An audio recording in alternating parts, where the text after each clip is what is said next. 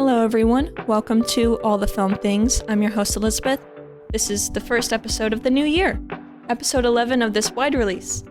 Today we are talking about 2023 in film, and joining me today is my friend Samy. Thank you for joining me today, Samy. Happy to be here. Thank you for having me. Thank you. You have saved this episode after two... Let's go. Well, one cancellation, one I just wasn't ready. It's a Christmas miracle. Yes, exactly, a Christmas miracle. Thank you, yes. So let's start off with overall as a year. How did 2023 do? It was pretty good. There were a lot of longer movies. I'm pulling up my list of what I've seen this year. There were a lot of longer movies this year that came out that I found myself enjoying a lot. I mean, not the least of which Oppenheimer, of course, but there are more. I was looking at my top 10, which I guess we're going to talk about. I was looking at my top 10 list the other day, and I was surprised, like, 3 of those movies are 3+ hours. And there were a lot of brand movies this year. Did you notice that? Brand movies. Like Air? Like Air, Tetris, and Blackberry. And I mean, there were a lot of... Barbie, obviously. Yeah, there were a lot of... Oh, there's a lot of movies I noticed this year. Mm-hmm. There was that Flamin' Hot Cheetos movie, too. Like, there were a lot of movies this year about brand origin stories. Yeah, it was on Hulu. I didn't watch it, but okay. Yeah, on Hulu. That's a good catch. I didn't even think about the brands, but yeah, I mean, Barbie and Air stand out to me. I didn't know about Tetris. I guess, is Dungeons and Dragons a brand? I guess. A game. It's just a video game movie. Yeah. But I like how you point out that there are more longer films, because there has been a movement lately that people are like, we want shorter films. Why? You have Oppenheimer, Killers of the Flower Moon, Napoleon. I mean, don't get me wrong. A long movie, I mean, you got to justify your movie being as long as it is. Like, I get why some people would want shorter films, and like sometimes I'll watch a movie and be like, this was a little bit shorter, it would be perfect. Mm-hmm. But then the ones that do know what they're doing with 3-hour movies, like Nolan and Scorsese and like Ari Aster, which Beau is Afraid is one of the polarizing movies of this year. I happen to really like it, but that's, I guess, an example of one I can understand where other people are coming from, or like, this was too long, because it's definitely an overindulgent movie. You have to like that kind of style if you're going to sit down for 3 hours and watch something like that. But what 3-hour plus movies show me is that there still is an audience for like actual moviegoers these days, and that's a larger topic. But like, since the beginning of my like interest in movie, I've always, it's always been, does a movie justify its length? Like, it's not a new debate for me. Like, is a movie too long? It's something I always think about when analyzing movies. But this year especially, it just shows me that all these 3+ hour movies came out. People did watch them. Oppenheimer and Flower Moon were successes. Beau was Afraid did flop, but I'm surprised that flopped. It got pretty good reviews, but I'm the people who like really saw it. I mean, yeah, I know it was like the first like financial failure for A24. Wow. Yeah, pretty crazy. Especially for Joaquin to be the main star. That's surprising. Joaquin has been in 2 movies this year now that have like not. I mean, in Napoleon hasn't been doing that super well either. Napoleon. I don't think. Did you see Napoleon? No, I haven't. I'm waiting for it to hit Apple TV because. Oh, Samy. Because that's the only way you get to see Ridley Scott's director's cut, the 4-hour cut. I did come out of Napoleon thinking, this is too short. I want to see the 4-hour cut, because there were some scenes that I just felt were edited shorter, and some very short scenes, especially with Joaquin and Vanessa Kirby, I felt like were probably extended, but they just weren't. In this cut of the film, it was 2 hours, 38 minutes. After, I just thought, yeah, the 4-hour cut's probably a lot better. Exactly. The problem is, and that's the thing, which I guess goes back into what you were just... If you walk away from a 2-hour and 40-minute movie being like, well, this felt rushed, that's not a good thing. Well, it's such a grand topic. Exactly. You can't cover Napoleon's entire life. I mean, I guess the 4-hour cut will be better, I'm thinking. That's why I'm just going to wait for that. Because I remember I was going to see a movie. It was Dream Scenario. I was going to go see a movie, and I was like, look, it's either this or this. And at the end of the day, I was like, you know what? I want to see Dream Scenario. Like, I knew Napoleon was coming later, and I already had heard not great things about it. So I was like, you know what? I'll just wait for Apple TV. So I'll watch that when it comes out. How was Dream Scenario? It's my number 1 movie of the year. No, it's not. Yeah, it is. Over Oppenheimer? These two both over. I mean, when I make these when I make these top 10 lists, I mean, they're all just opinions, right? I mean, everyone and their mother has a top 10 list, but I try to make it like a combination of best and favorite. Like, if I look at a movie and I'm like, this is just a well-made, I look at it from a critic and as a fan, you know what I mean? I'm like, okay, this movie, like, what does it achieve? What does it do that other movies aren't doing? But of course, I'm going to be biased and put my own personal spin on things. Like, yeah, Oppenheimer is, in all aspects of its production, better made than these 2 movies. But I don't know if we should just dive into these right now or wait till late, but I mean, I'll get to it when we, I guess, gravitate to favorites of the year. But these two just had a flavor that I had just never seen in a movie before, that I was just like, dude, I'm enjoying this better. And I mean, let's be honest, again, fan versus critic. I have no problem with this movie being 3 hours, but remember when I told you when you got here, I haven't fucking watched this movie yet since I bought it. I'm shocked. This is like hour 45, this is hour 30. Like these I could rewatch easy, and these movies are amazing. These two, Blackberry and Dream Scenario. But again, I mean, if I took favorite out of there and just made best, this probably wouldn't even be on here, because I mean, that's an overindulgent movie, but I just like it. You know what I mean? Beau's Afraid. Yeah. Interesting. I approach this kind of stuff differently. I realize that. I'm just absolutely shocked to see Oppenheimer at number 3. I thought for sure we would have the same number 1, especially as massive Nolan fans as we are. I know, but you gotta be, I don't know, the more, what? I'm shocked. Damn, you disappointed. I mean, top 3 is nothing to sneeze at. I mean. I know, but third, Christopher Nolan film. I know. Quickly, just going back to the 3 hour plus argument, or just long film argument, it makes me sad that some people think a 2 hour film is long, and that 3 hour films, there's this little movement that has risen a little bit this year, and I don't understand. If it's a good film, let it be as long as it needs to be. If it's a bad film, then it's going to feel 3 hours, 3 hour plus. But when it's good, when it's done well, it goes right by. Yeah, you kind of have to like forget what you want. You just kind of have to go watch what this particular filmmaker decided to put out. And I don't know, I mean, not everyone like analyzes movies the way we do. I mean, I get some people do just want to go have a good time and they just watch movies for entertainment. So I can understand, but I could just never be that way. I watch a movie and I'm like, oh, this is 3 hours? I'm curious to know why. Like, let's see what's up. Like, let's watch the movie. Let's see what this director wanted to give us. Yeah. Some people I've talked to have avoided to see Oppenheimer and Killers of the Flower Moon because it's a sadder movie. And they want to go see Barbie instead, something more uplifting, which is a shame because you're missing out on these absolutely tremendous films. You are. And I mean, I get it. There's a lot of terrible horror in the world. I mean, I can sympathize if you want to go home and watch a fun movie instead of having to face reality again. But yes, of course. I mean, you are missing. I mean, Killers of the Flower Moon is, I would say, is way, I won't say way sadder than Oppenheimer, but it's close. It exposes America in a way that some people don't really want to confront. They're like, it's in the past. I don't want to think about it. But yeah, you are. I mean, that is kind of an ignorant mindset to have. But that's just my opinion. Some people would call my opinion ignorant. You know what I mean? But Oppenheimer is, I think, a little bit different in the sense that it feels weird to say, but this movie is kind of entertaining also. I mean, it is. Nolan has an emphasis on making, his movies are events. They're blockbusters. I mean, there's a reason this came out and kicked Mission Impossible. Hey, Mission Impossible, get the fuck out of these IMAX theaters, bro. We're taking them. There's a reason. I mean, Nolan's movies are made to be experiences, and this is no different. Yeah, I mean, forget the bleak subject matter, but just from a filmmaking perspective, it's just jaw-dropping to experience and watch. I mean, I will never forget opening night in IMAX, the Trinity test scene. That has to be like one of the greatest spectacles of cinema for just a single scene in the past decade. But yeah, so it is very bleak, and some people don't really want to watch. Like, why fuck? Like, they're like, I don't care. I don't know. Oppenheimer did this, and yes, the world sucks. Just watch the movie. I mean, just come on. It's a great movie. I love it. Another masterpiece by Nolan. Excellent film. And it's apparently his most successful movie yet. He's admitted that. Really? Yeah. Over the trilogy? I guess financially successful. Wow.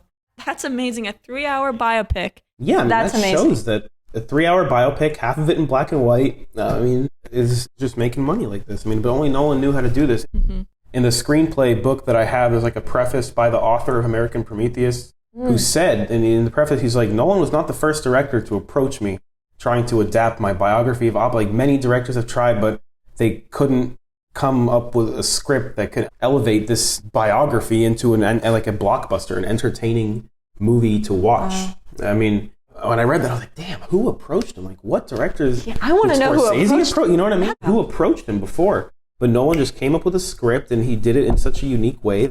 Seeing all the talent on screen, like, it has to be intentional on Nolan's part that he cast everyone who did it. It felt like such like a renaissance. It felt like a, I don't know, it felt like an event. Seeing all these actors in one movie, I'm just like, wow, I know you from you, and I know you from there and there and there, and you're all in this movie. Like, what? That's just crazy to me.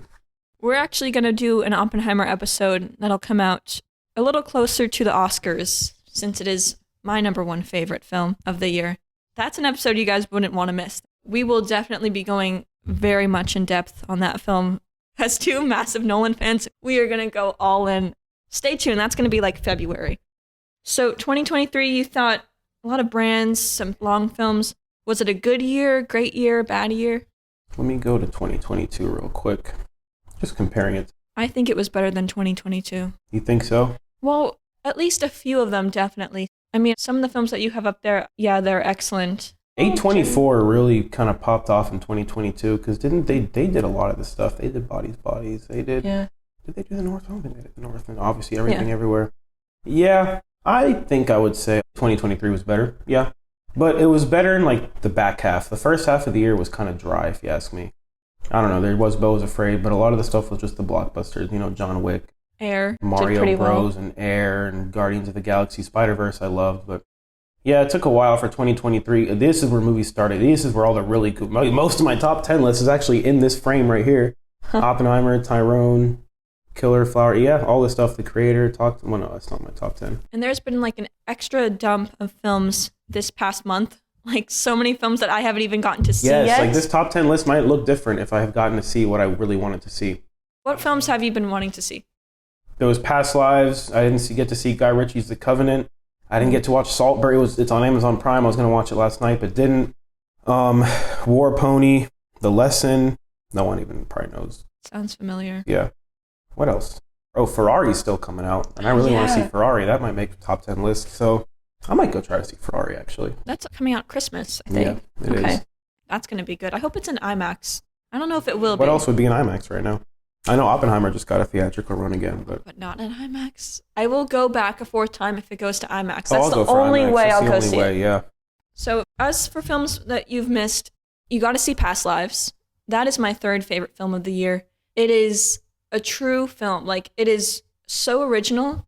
It's inspired by like the Before trilogy, if you've seen those, but it is so original. It's so real. It's so impactful. Like, it's so resonant. Like, the use of silence in the film increased the suspense in moments, which was really incredible. Suspense? It's a suspenseful movie? Suspense, not in the Alfred Hitchcock way, but suspense and like, what are they going to say to each other next? Okay. And silences within each sentence they say, silent moments, very powerful. If you do watch it, which I really hope you do, because I'm hopeful it'll be really good at the Oscars, I'd be curious where that would land on your top 10, because I'm pretty certain it would be up there. It might. I honestly think Saltburn might have ended up on this list if I watched it. Something about it is like attracting me. I'm like, wow, this movie looks pretty cool. I heard some mixed reviews on it on Twitter yesterday. It's like offensive and like in your face. There are some images in that I have never seen. So it came out on Amazon Prime yesterday. I watched it. I hate doing that because I want to support theaters and I don't want to feed into this like, oh, we're going to put it out on streaming instead. I don't want to be a part of that. But we had this episode, so I broke my rule, and it was good, but it was definitely unique, and there's some kind of cringy, bizarre images. Just really weird. It's really strange, but I did enjoy it. I wouldn't say it's a bad film. I haven't fully figured out my thoughts on it yet because it was a lot, but I liked it. I'd watch it again. As a rewatch, I think that would be interesting, knowing what you know by the end. Okay. But yeah, you should check it out. I mean, it's getting good reviews. Yeah, the aesthetic of it is appealing to me. And I've only seen one like still from it. Ah. Well, I've seen obviously like, you know, the clip. I mean, by still, I mean, I just saw like someone shared an image of it that I hadn't seen in any of the promo material. Like Barry Keoghan's face like underwater with some red smile. Something about that. I was like, wow, this movie looks pretty cool. I want to watch it. So I don't know. I might watch it. I might kick something off this list. Who knows? Yes. Again, I'd be curious what your thoughts are on that one. Of films that I haven't seen, I really wish I saw Poor Things before this. My friend has seen it twice and he loves it. Really? Yeah. My girlfriend wants to see that too. You should do a date night of that. It looks like a funny date night kind of movie. It does, yes. And so Poor Things came out. I really wish Lee got distribution in the US. I don't know if it has yet. It's with Kate Winslet. It's set in World War II. I was really hoping to see that. The Boy and the Heron too. Yes, I was supposed to go see that the other day, and then I had a late start, so I saw the holdovers instead. I I want to see Perfect The Days. Holdovers too. That's one I haven't seen. That's another one. Yeah. In the past few days, as I was texting you throughout yesterday, I'm on this film. It's jogging my memory, all this stuff. Damn. There's so many movies I haven't seen that I need to still. So many that came out in such a short period of time. Like, I want to see Perfect Days by Wim Wenders. I think that'll get in the theaters around here in 2024. But I thought the Roadhouse movie was coming out with Jake Gyllenhaal. I guess that got pushed back or something? I think so, yeah. You know, it was supposed to come out this year. That would definitely be on this list. Is Dune Part motherfucker. Oh, you're part of that Dune friend. I mean, I've never read the books like Dune, whatever. Denis Villeneuve's fucking style is just, I love him. He's like probably my second favorite director after Nolan. Wow. I was going to ask you about... Some days I prefer him, bro. Like, honest, I love him. He's amazing. I thought you had the same level of loyalty to Nolan as I did. Let's see, what other films? I wanted to see Memory with Jessica Chastain. Did you see May, December? I did. I didn't, but I heard about it a bit too late. That's really? Getting like a lot of attention. That did really well at the festivals several months ago. What even is this movie about? I don't even know how to describe it to you. Basically, Julianne Moore, there's something that happened to her character, and Natalie Portman's character is going to play her in a film, so she spends time with her and her husband and kids, and it's a really kind of messed up situation. It's based on a true story. Yeah, I didn't know that until after. I couldn't believe that. It came out in May. Well, on Netflix, December 1st. Okay, yeah. Okay. I watched it the other day. I thought it was good. It's just a question mark. Interesting. Okay. Like, I hope I don't spoil it by saying that, but no, I mean it looks. I don't know much about it. I might watch it. I'd say it's worth watching. But it's not a Netflix original, is it? No, because I don't like most Netflix originals. Yeah. I haven't seen Maestro yet. I saw it yesterday. Is that a Netflix original? No, because it was playing in some. It was playing in some theaters, but it wasn't playing around here. It still looks good. Bradley Cooper, I've like really been liking where he's been going. He used to just be this actor who was in The Hangover. Like he used to just be like this comedy actor, and he's grown into like a pretty solid and reputable director. You can tell he has an eye for the screen and directing. And I haven't seen Maestro, but A Star is Born is great. Film. Yeah, great. I love that film. I would say I'd put A Star is Born over Maestro. I felt like the first half was kind of a little bit, I love Bradley Cooper, but a little weak in direction.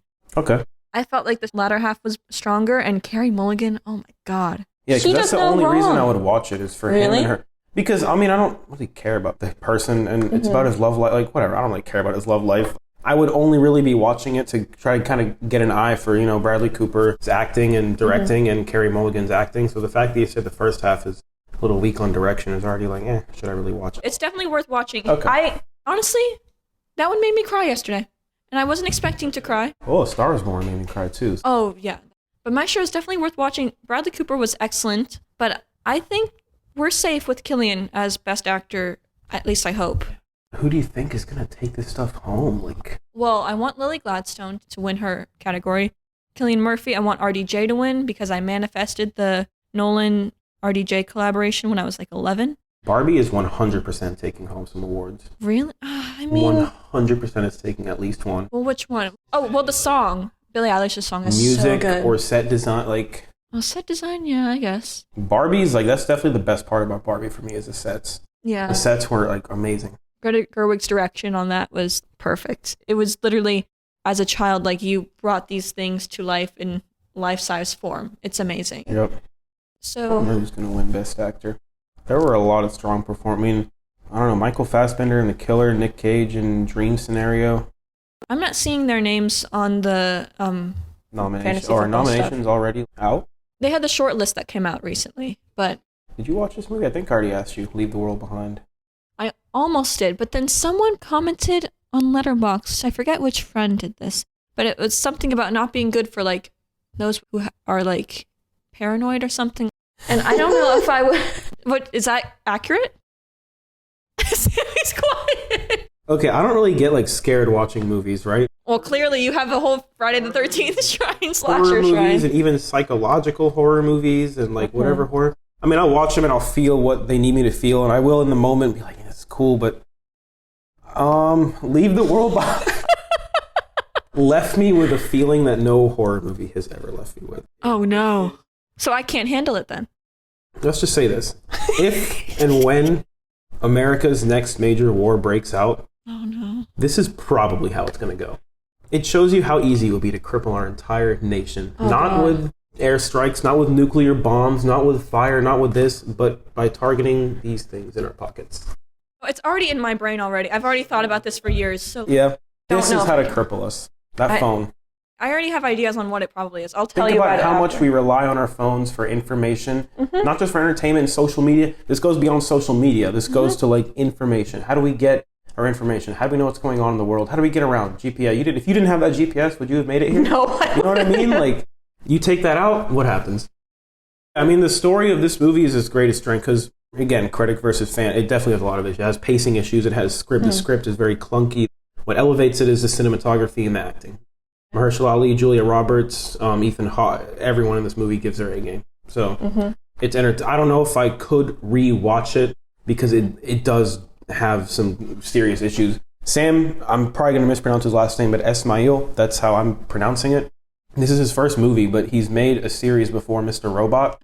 I love Mr. Robot. It's very stylish and it's unique, but you could tell he's not used to writing for the screen. The script feels like a mini series that he was like, shit, and just kind of squeezed it. So, script-wise, it's got issues, but I mean, I can still watch it and enjoy it. And again, the story is what hit me the most. How would that, do you think, compare that feeling that you were left with watching Leave the World Behind compared to Oppenheimer at the end? That's a good question. Okay, Oppenheimer, it's a Nolan movie, right? And I'm watching this movie, and that movie does not have script issues. No. Is there anything wrong with Oppenheimer? The credits roll. No. Honestly, no. The credits rolled on that movie, and I was just in awe, but I was in equal parts awe and dread. Because I was like, wow, man, this is fucking like, yeah. Because the last line of that movie, Nolan, he even says in the special features, or his wife, like Emma Thompson, what the hell, Emma Roberts? Emma Thomas. Emma Thomas, it was a bit when she's talking in the special features, and she's like, yeah, I remember when Chris came up with that final line, he was very, very happy with himself in that moment. I'm like, I would be too. Like, yeah, remember, I believe we did. That movie just kind of like kicks and punches. It left me with definitely a different feeling because Leave the World Behind, the credits rolled. And that movie has an ending that you've probably heard. I mean, an ending is a hot topic. It's more of an ambiguous ending than... Oh, no. Oppenheimer's ending wasn't very ambiguous. It was just like dread. It was this lingering sense of dread. Leave the World Behind ended, and I felt the dread, but I wouldn't say I felt like in awe because I was like, oh, well, that's how they're ending it. Interesting. And like I was thinking about the story, but it still has the issues that I pointed out. But I would say in terms of the sense of dread and the sense of existential horror, they probably left me with the same degrees of that. Interesting. Okay. Because if you want to move on to a different topic, we can. You can go on about it. I'm curious. Leave the World Behind. I don't want to spoil it for you because are you going to watch it, honestly? Probably not. Okay, so it ends with, I don't want to spoil it for your listeners either. Well, okay, listen, never mind. If we're here talking about a film, we're spoiling it. I'm not going to beat around the bush. Interesting, that's interesting. Like, yeah, no, true. I was on my friend's podcast. Shout out to the Who Are You podcast. My friend Connor Overbay hosts. I'm good friends with his wife. They have a great podcast. Listen to it. I was talking about a film and I guess I spoiled it. And he was like, oh, you got to call out the spoiler. I'm just like, oh, really? With this, I'm going to put out a list of the films that we talk about and asterisks by the ones we spoiled. Oh, okay. So I did that with the Film Finds episode I did with Cole. So hopefully that'll help. So let it fly. Well, if the last minute and a half wasn't your spoiler warning, then there it is, folks. The ending of Leave the World Behind is just ambiguous in the sense that it doesn't really give you any closure on the story because it follows these group of characters who are on vacation off, on an island kind of something while this whole cyber attack is going on. So they do feel the effects of it, but this whole time you don't really know what's going on back home, and that's much of the paranoia because you're like, damn, on this like island, these group of people are trying to figure out what's going on, but back this entire society has zero phones anymore. What the hell are they going? Do they nuke each other already? Like, what's going on? So the ending of the movie gives you a small degree of closure for the characters themselves, but the final images of the film, think Doctor Strangelove. I was thinking, don't look up Doctor Strangelove. Think about the final images of Doctor Strangelove where you see this vision of what Kubrick wants you to see and the bomb going off and this, except in Leave the World Behind, it's not a vision, it's reality. You do see what's going on back home in society because The final image is Julia Roberts and I forget the other character. They actually finally see what's going on over the coast. And then the movie kind of ends. So you're like, well, what's happening? But you already know what's happening. You don't need to see it to figure it out. You know what's happening. It's a war. You don't need to see it. Well, so people that don't like the ending of this movie, I mean, I hate to like categorize, but they're probably the same people who didn't want to watch Oppenheimer. Let's just say that. Probably. Yeah. Interesting. Okay. I have a lot of issues with this movie, but the ending is not one of them. The ending is actually good. Okay. Yeah. Interesting.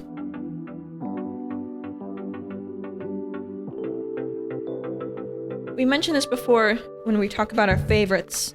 Do you have a top 3? I already know the answer to this. You have a top 10. Yeah. So if you want to share either your top 3, top 10, top 5, whatever you want. I have a top 3. I'll just list the top 10 and just talk about each one a little more as I go for the sake of time. Again, there's a movie I didn't see this year, so this list is only with what I've seen. 10, I'm putting Godzilla -1 because I'm a fan at heart. I mean, I'm a movie, it's weird calling myself a movie critic. It's a weird thing to call myself, but kind of am. Film aficionado. Aficionado, there we go. I like that better. Rolls off the tongue better. But I'm a fan at heart. I do like blockbusters, and Godzilla -1 captured everything that I think a monster movie should be. It kind of puts Hollywood to shame.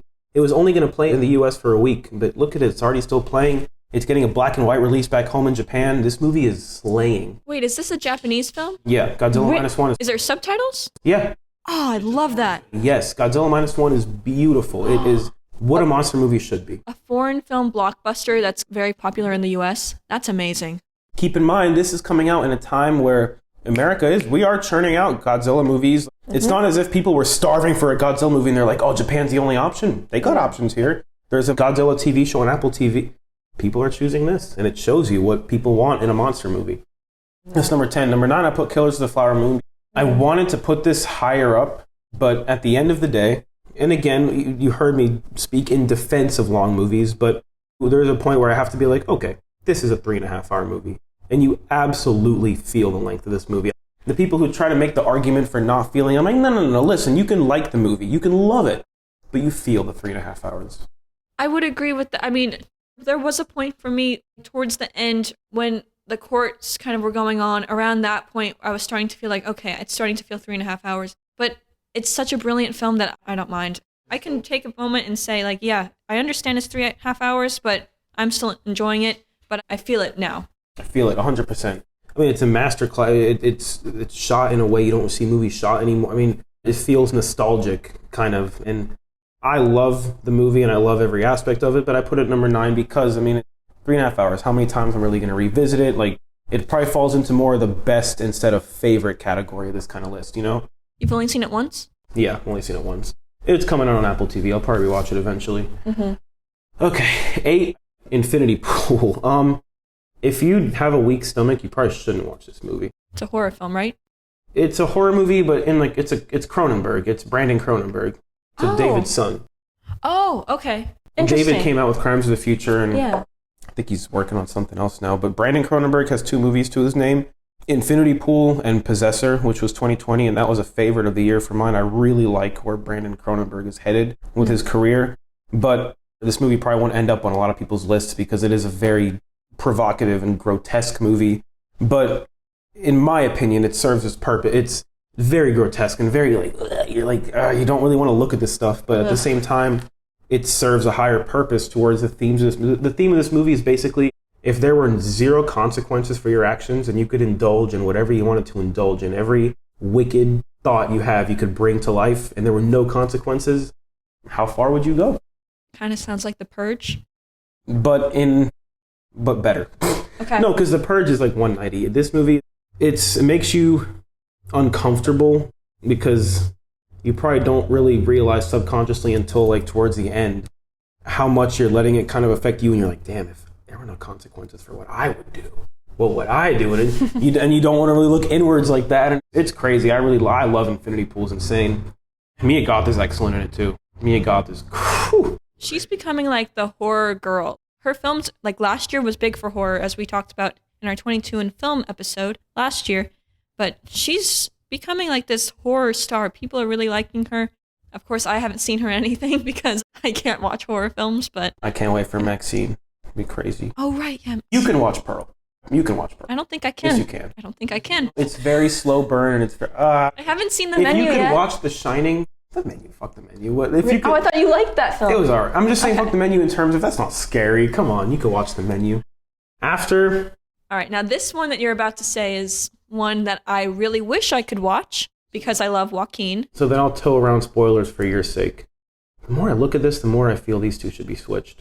Because Beau is Afraid is extremely overindulgent, and it's Ari Aster unleashed. It's nobody saying no to him in much the same way nobody said no to Scorsese. So Ari Aster's like, damn, I got all this money and you're going to let me do whatever the hell I want. I want to go for it. So Beau is Afraid, the problem with, no one knew how to market this movie. Nobody knew how to market. It's marketed as like a horror comedy, and it's neither of those things. Really?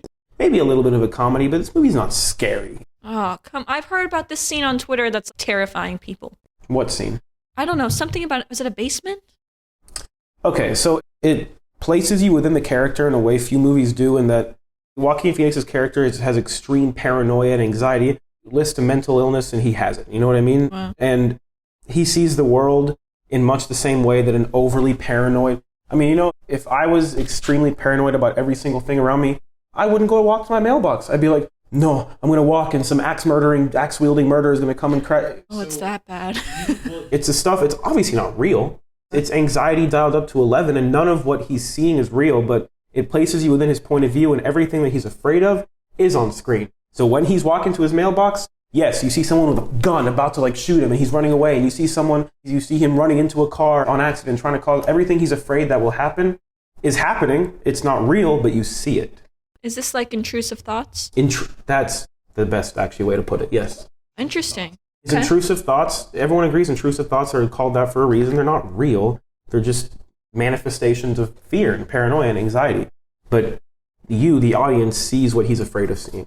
Okay. It's just so unique in that way. I won't really talk too much about the story itself because you haven't seen it, but I think that should be enough to kind of get you. Well, it's a horror film. But it's not. Okay. Listen, I love Joaquin. It's a shame that I can't watch it. By the way, I just want to make it clear, this is your 7th film of the year. What did I say? We just went into the topic, so I just wanted to clarify that Beau is Afraid is your number 7 pick of the year. Listen, I would love to watch it. I'm devastated that it's a horror film and I can't, but... It's scary in the way, if what I just said is scary to you, then yeah, you'll be scared. But aside from that, I mean, yeah, of course there are some visuals and frames that are like invoke a sense of fear into you, but in my opinion, no different than Oppenheimer did, no different than Leave the World Behind did, just in a different way. That hits you with dread about the world. This kind of hits you with dread. He's a very paranoid man. He has mommy issues. I mean, that literally is the plot of the movie. It literally is the plot of the movie. I'm not even trying to be funny. The whole movie is him going on a journey to find his mom because he thinks she's like dead, and it unpacks his family trauma and issue. And so within family trauma is going to come sequences that invoke that feeling into you, but I wouldn't say it's scary. I wasn't thinking what you were saying is funny. It's just funny to me because I'm making parallels to Joker, as you're saying, the family trauma, and you were saying what the mental illness is before, like name mental illness, he has it. It sounds very different from Arthur Fleck's Joker's. But at its core. Really? Some similarities? Yeah, at its core, yeah. Interesting. Okay, so where we are now, number 6, right? Yeah, they clone Tyrone. So every now and again in the radioactive cesspool of half-baked Netflix originals, every now and again, one of them comes out and you're like, this is a damn good movie. Naysayers of this movie will call it a Jordan Peele ripoff, but I don't call it a rip. It's definitely Jordan Peele inspired, but not a ripoff. It's like a, what genre would I call this? It's a thriller, almost a paranoid thriller in a sense. Oh, are there any 70s elements that? Yeah, this is an old school. I forget if it's set in the 70s or 80s. I want to talk about this while I look it up, but it's a thriller and kind of sci-fi. There's this opening sequence and someone is shot, dead, and the camera makes it very apparent that they're dead. And the next scene, they show up again. There's this underground plot that's going on in this small town. It feels like a throwback tale of, a paranoid thriller that there's a small group of people banding together and they're trying to discover, well, you got to get to the bottom of this. What's going on in this town? The payoff is nothing that I even want to hint at, because really? I think if you like Jordan Peele's films, I really think that this is something that you haven't watched this, right? I almost watched it, and I was going to ask you, all right, if I have a little bit more time, what do you think I should watch? This was going to be my next film that I was going to watch after watching Naiad, which, by the way, is excellent. It's not getting enough praise as it should. A few people recommended me this one, so it's definitely worth checking out, clearly. Then I'm not even going to say more about it, because The Ride, I didn't watch a trailer, and I just saw this poster and was like, this looks like something I want to watch. And I think The Ride and the structure of payoff is nothing I even want to hint. You should just watch it knowing that it is reminiscent. It's influenced by Jordan Peele, and it has an old school style to it. Okay. I think that's good enough for you. This next one, you're never going to watch. Talk to Me is... Nope. Yeah, nope, you're never watching that. What are we on, number 5? That's one that, when I did my horror film episode, Lena, Craig's girlfriend, she said she really enjoyed Talk to Me. And she hadn't seen Beau is Afraid, but she had said... It's funny you mentioned family trauma, because she said that's a common theme, common trope, I guess, of Ari Aster's work. So it's interesting that you said that. But Talk to Me is terrifying, I assume? It's scary in that it approaches an angle of psychological horror that I don't see told much in this way. You know, when I very first heard about this movie, I was kind of like, wow, there's a fucking possessed hand and you touch the hand.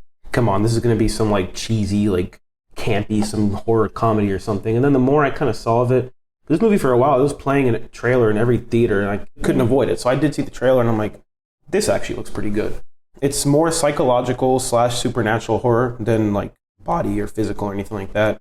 And it just, I mean, you're never going to watch it. Nope. But you're never. But it tells a story that was kind of cool. It's very brief. This is the opposite of a long movie. It's like an hour 30, hour 40. It's one of those small scale horror movies that's self-contained, but it's very memorable to me. The final like sequence of the film is something truly like, the payoff of this movie is pretty awesome if you ask me. I guess for spoiling movies, might as well just like say Go it. Go for it. I'm not going to watch it. The possessed hand obviously has like a spirit inside. I mean, there's something communicated. It's a possessed hand. Something's possessing the hand. I won't lay out the whole movie, but basically in the very final sequence of the film, the main character has now become the possessed hand, and she's possessed in the hand, and so it cuts from like her point. There's this really cool trick with lighting that they do, and it kind of shifts from her like realization and that fear, and then it just shifts into the point of view of some random party goers now playing with a hand, and you know she's in there. And it's just crazy to me. I loved it. Did that feel similar to at the very end of Shining with Jack in the picture? No, very different. Okay, because it kind of a little bit sounds like being repossessed by that thing that has been haunting the main character, if I'm making sense. No, you are. And it didn't leave me with the same feeling, but it's just because of the way it's shot. I mean, The Shining, it's just a slow like push or slow zoom into the picture. This is in the edit. It's in the right. It's the way that final sequence plays out, and I'm like, that was clever. That was very memorable. Like when I think about this movie, the first image that flashes into my mind is that final sequence. Wow. Just really well done. I don't know how the sequel's going to do. Talk to Me. It's already a corny title. All right, this one, I saw you post about this. This is your 4th favorite film, The Killer. Yeah. By Fincher. You were saying Villeneuve sometimes is like, I guess, your 2nd favorite director. The way you talked about Fincher in your post, I don't know if we've ever really talked about Fincher besides Seven, but Fincher's one of my favorite directors. Is he one of your favorites as well? Definitely, even though I haven't seen everything he's put out. Which ones are you missing? A couple, hold on. I know I've seen Seven, I've seen The Social Network, I've seen Gone Girl. I need to rewatch Gone Girl. It's been a while. I've seen Fight Club. I have not seen The Girl with the Dragon Tattoo. Oh, you would love that. I have not seen Zodiac. I have not seen The Game. Okay, that's it. The Game... Oh no, he did direct Alien 3. Yeah, that's always ranked the lowest of his filmography. So The Game... My dad, I was like, I don't know what to watch. This was about maybe around 10 years ago or something. He just said, here, pulled from a shelf, here, watch this. Apparently it's not a horror film, but I took it as a horror film. So you're probably going to be perfectly fine watching it. But it was very good, very interesting. Michael Douglas, Sean Penn, pretty cool. The girl, you would love The Girl with the Dragon Tattoo. Daniel Craig. Yeah, and Rooney Mara. Oh, wow. Interesting. It's so good. The opening sequence, the title sequence. Oh, wow. Fincher is amazing with his title sequences, like The Seven. Killer had some crazy titles. The Killer, I pressed play and I saw this. I'm like, I almost texted you again. I'm like, oh my God, it's the classic Fincher title sequence again. and with a flair to it, because The Killer is based on a comic book, and that definitely felt like a very comic booky intro, and especially the transition title card. Mm-hmm. Yeah, Fincher's all. I mean, The Social Network is one of the best movies of this decade. Have you seen The Curious Case of Benjamin Button? No. Oh my God. No one else seems to have seen it. I don't know why. I love Brad and Fincher's collaborations. That one, as like a story and the pacing and the way it's told, one of my favorites of story. It's so good. Yeah, I need to dive into some of these older Fincher movies. But yeah, The Killer is one that actually, it took a rewatch to put it on this list because I have one like bias. There's one thing you typically like really do not like in movies, which is narration. Like constant narration throughout the movie, I do not like. To me, it's beneath the intelligent filmmaker. So the first time I watched this, the narration really did kind of catch me, and it didn't allow me to watch the movie the way I wanted to. I was like, really, Fincher? You motherfucker? Like, well, you can't be too surprised for this? Like, oh, you're right. You're a big Mindhunter fan. But I mean, it's Fincher at his most Fincher. So there are elements of Fight Club clearly in there, and that reminded me of the Social Network. Seven, Girl with the Dragon Tattoo. So many Fincher elements. Even the main character, we don't have a name like the narrator in Fight Club. Yep. So normally I'm like you, and I'm like, oh no, the narration. Like I felt that way watching Asteroid City. Oh, let this end. Please let this not be the whole film. Yeah. But with Fincher, I already know like he's one of the best directors around. We're good. Like I'm not gonna flip out by this narration. Yeah, but it was kind of like a 1-2 punch because I did not like the narration. I have no knowledge of this comic book this is based on. And at first, I did not like this character. I was like, you're just some stuck-up fucking, like, incel. You just think you're better than everyone? Like, one of the many and one of the... Man, shut the fuck up. Shut your mouth. And then... I mean, he's not a likable guy. He literally has no remorse, no empathy for killing anyone. I know. But then, when I rewatched it, it was the next day, and I was like, okay. What I always tell people, forget what you want. Just watch the movie. And I'm like, okay, you know what? Forget it.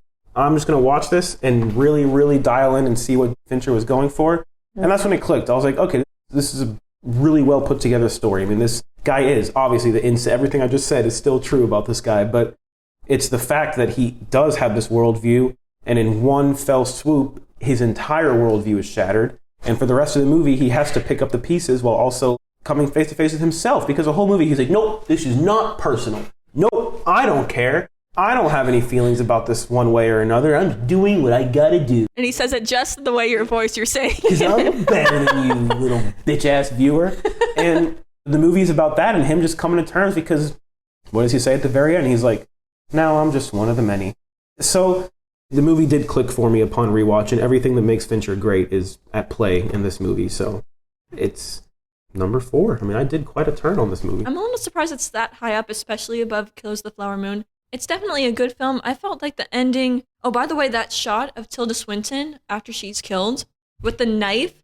Oh my God. With the knife, there are so many cool shots. With the knife, again, another scene in there that shows you this guy is all talk. Well, not all talk. Of course, he's a good killer. But when he miscalculates how long it's going to take the dude to die, when he staples his gun... Like, remember, he's he should have lasted a couple more minutes. Like, I was going to get information out of him. It shows you this guy... The morality at play in this movie, I think, is what elevates it above something like Killers of the Flower Moon. Also because I always prefer, when doing top 10 lists, which is interesting because this kind of is going to go against a little bit of what I'm saying, but I kind of like to lean more towards the movies that are stories and not necessarily based on fact, which is no fault against movies that are based on fact, but to me, I'm like, well, I mean, movies are stories. I want to see a story, you know? And I say it's interesting because look at the 2 movies that are right after The Killer. But usually, that's why I said usually.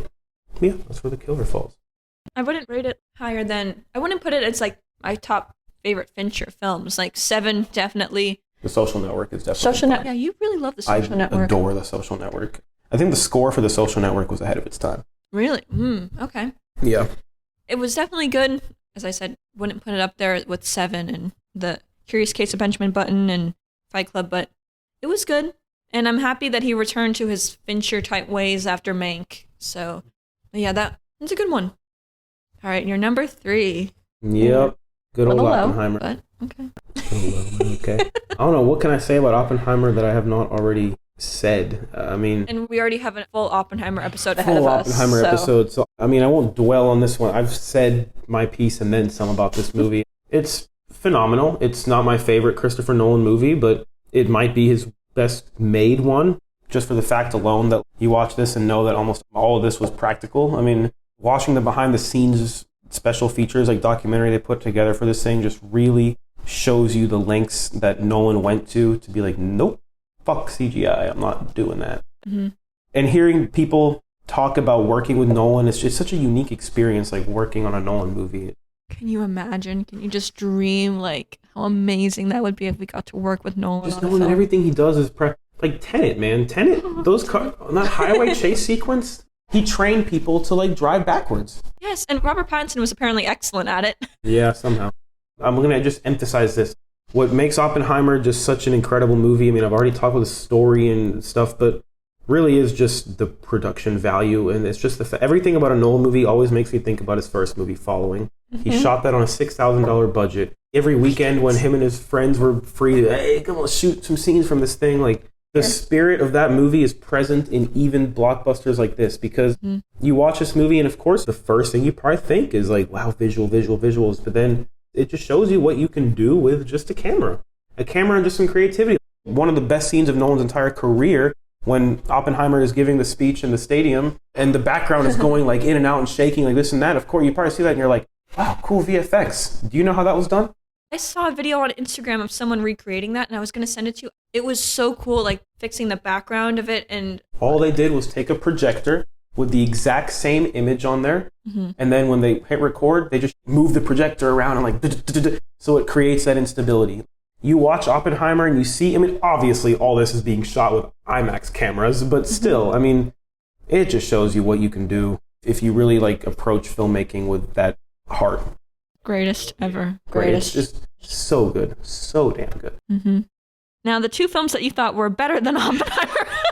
Well, okay, not better made. Okay. You were waiting for me to finish that sentence. You could say that. You're like, keep singing Oppenheimer's praises. I got the perfect response. Yeah. Okay, So now what do you think is better?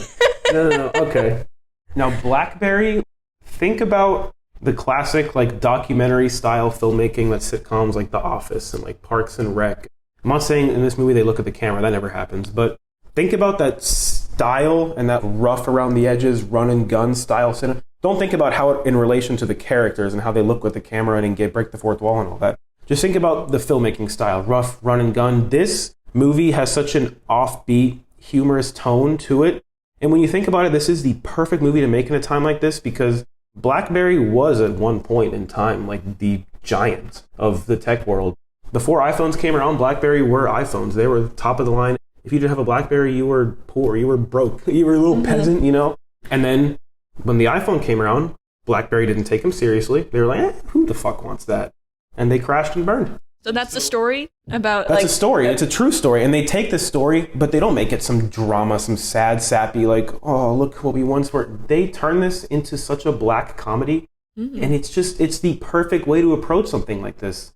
Who's in it? Because I'm actually not very... Jay Baruchel, and I always forget his name, but he's from Always Sunny in Philadelphia. Glenn Howard. Yes. Matt Johnson's in it. He's also directed it.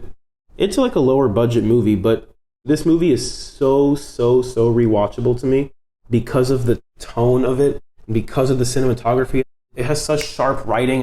It's a comedy, but it has the hard-hitting moments when you need it.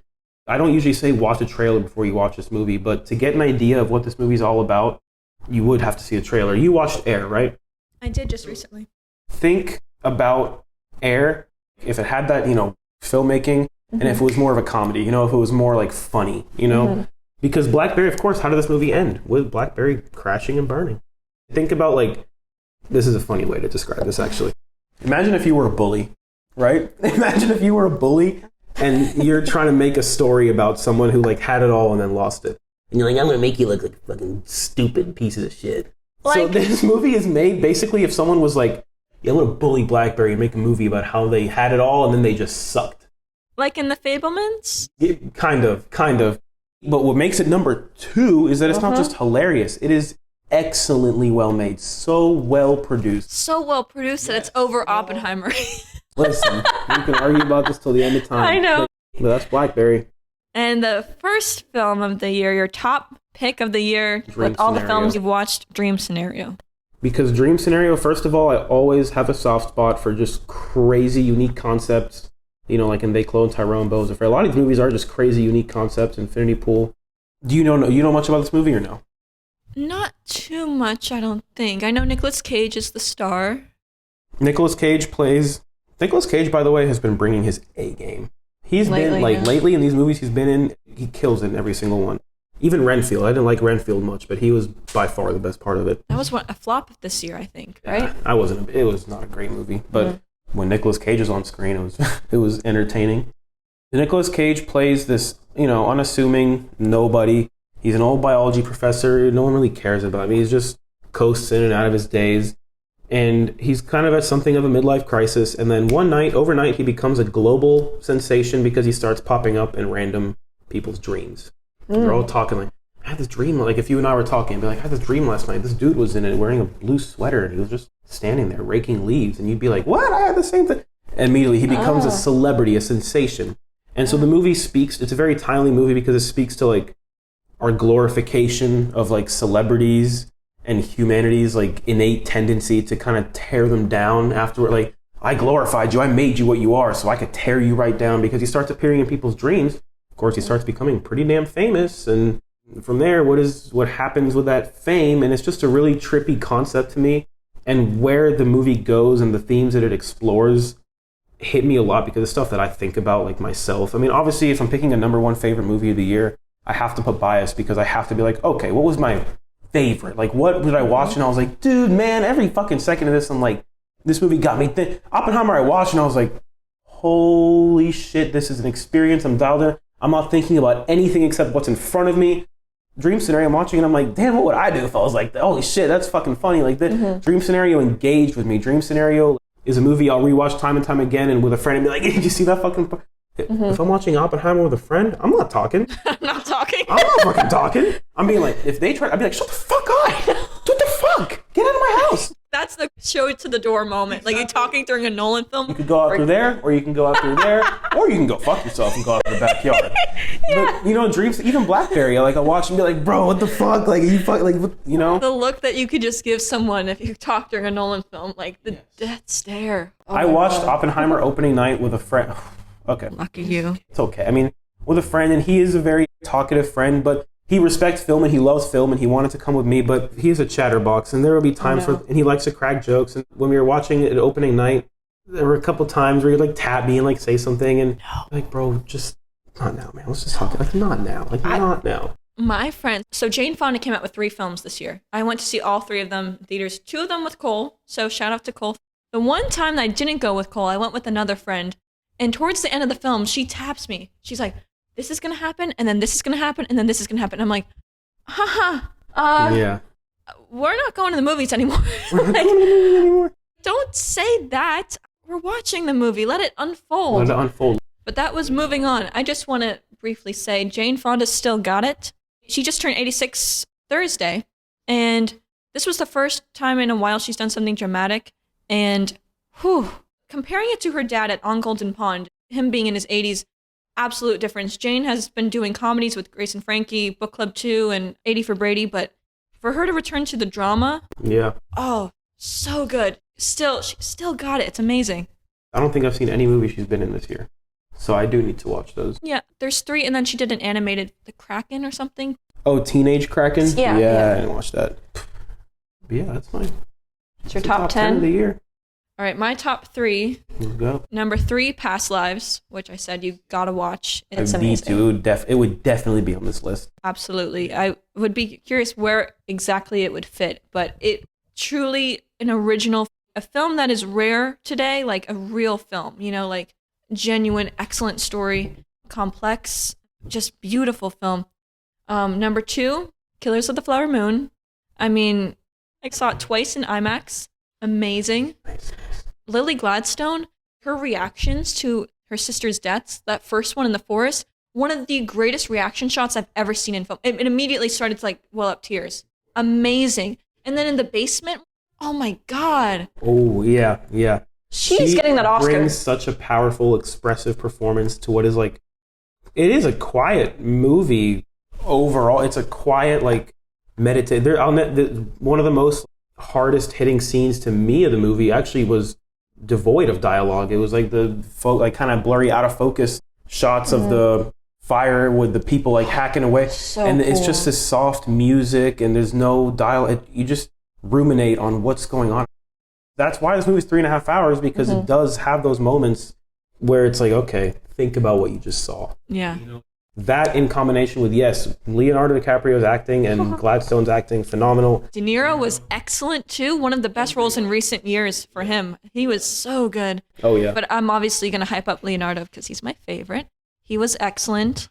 The way he's introduced with the camera work and the blocking, and after he gets off the train, the blocking. And that's like a one take. Yes, one take. Like, no one puts that, I think, effort and detail in as much as Scorsese. Some do. I mean, Christopher Nolan, of course. But that level of blocking and care for, like, preciseness. And it felt reminiscent of, like, 80s, 90s cinematography, kind of. In a way. 80s? Bringing 80s stuff into this? No, not. I just mean in the sense that, like, the classic, like, introduction to the hero show. He's not a hero, but of the movie.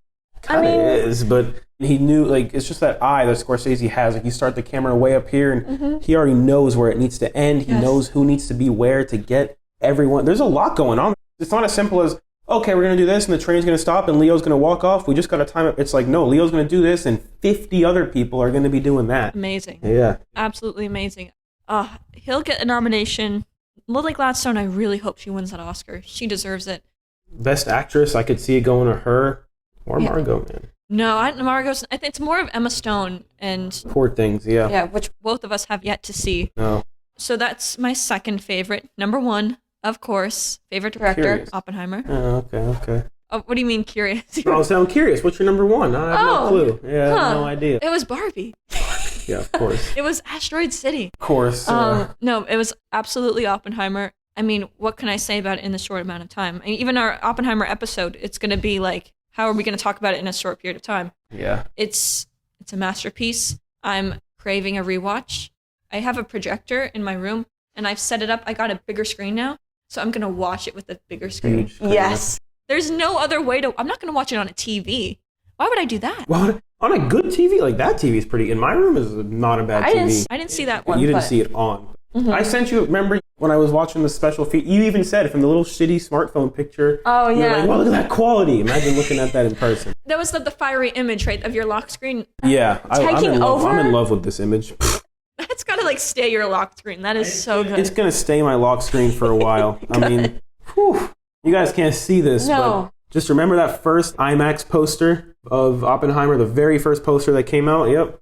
It's a lock screen. That's a lock screen. Every time you look at your phone, it must be like, it's kind of crazy. Sometimes in the middle of the night, though, I'm like... Oh, right. It's too bright. Yeah. That's why sometimes I alternate... Well, you can't see it. There's an Interstellar lock screen I used to have. It's like darker, so I used to put that on sometimes. That's cool. Yeah.